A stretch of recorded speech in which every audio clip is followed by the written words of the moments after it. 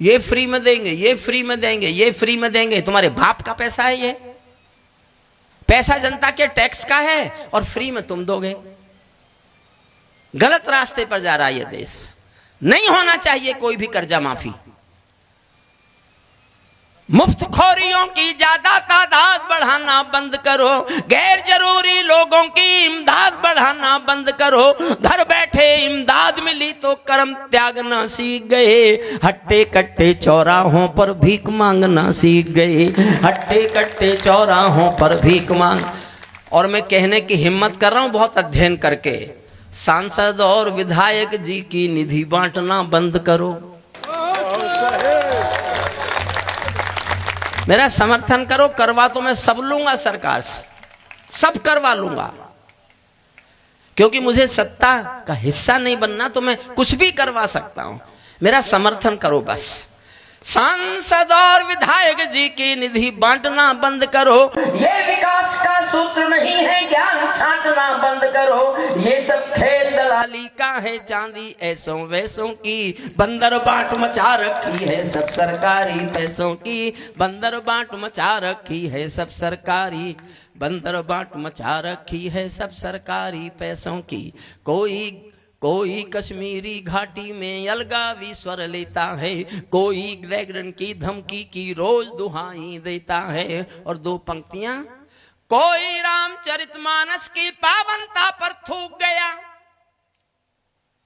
और अगली पंक्ति पढ़ रहा हूं मैं, देखना चाहता हूं कितना लोग साथ देते हैं। कोई रामचरितमानस की पावनता पर थूक गया, ऐसे लोगों पर बाबा का बुलडोजर क्यों छूट गया, ऐसे लोगों पर बाबा का बुलडोजर, ऐसे लोगों पर बाबा का बुलडोजर क्यों चूक गया।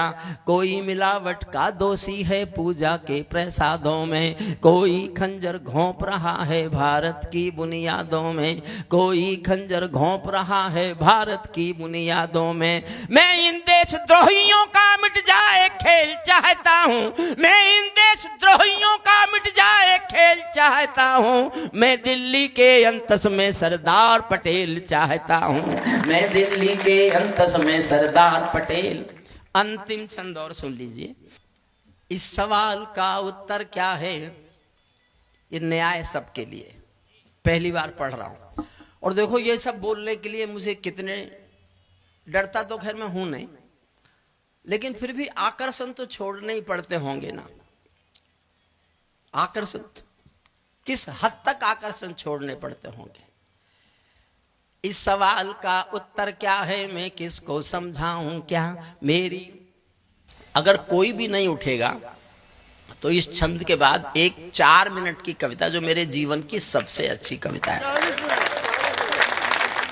और आदरणीय मधुर जी को सबको समर्पित करूंगा, अखिलेश जी को भी, मधुर जी को। 4 मिनट की कविता है वो, ये अंतिम छंद और सुन लीजिए बस, और थोड़ा तालियों का घनत्व बढ़ाना इसमें। इस सवाल का उत्तर क्या है, मैं किसको समझाऊं क्या, मेरी समझ नहीं आया तो जनता को बतलाऊं क्या। सत्ताधीशों के अधरों पर पहरा क्यों हो जाता है, कभी कभी सिंहासन गूंगा बहरा क्यों हो जाता है, कभी कभी सिंहासन गूंगा बहरा। और शुक्ला जी समर्पित करता हूं आपको, सुनना। कभी कभी सिंहासन गूंगा बहरा क्यों हो जाता है। मैं चारण हूं चौराहों पर आंख लाल कर पूछूंगा, मैं चारण हूं चौराहों पर आंख लाल कर पूछूंगा। सिंहासन के गिरेबान में हाथ डाल कर पूछूंगा। नौकरशाही के दामन जो पाप पले ये किसके हैं, न्यायमूर्ति के घर में जो नोट जले ये किसके हैं, न्यायमूर्ति के घर में जो नोट जले ये